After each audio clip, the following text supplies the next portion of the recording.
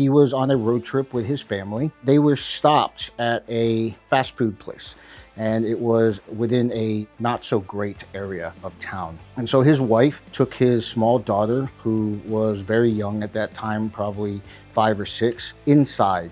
And he was going to wait in the vehicle. While they were going inside, there were 3 or 4 young men that looked at his wife as he was watching them, made comments to each other, laughed, pointed to them, and then just followed them into, we'll just say it's McDonald's.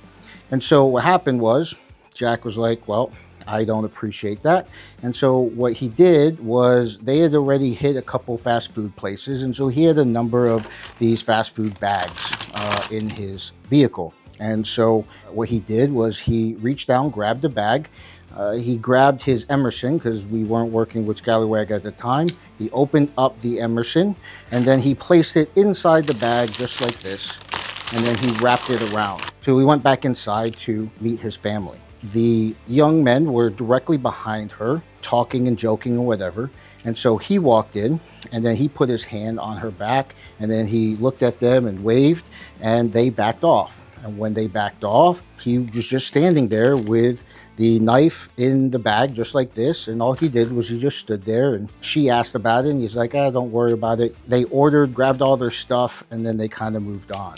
And the whole entire thought behind that was, there were 3 or 4, I can't actually remember how many were in the story, but there were definitely more than just one.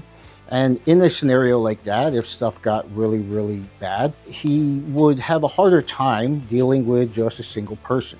And so the knife is here. You can switch hands. It looks like I'm just holding a bag of fast food.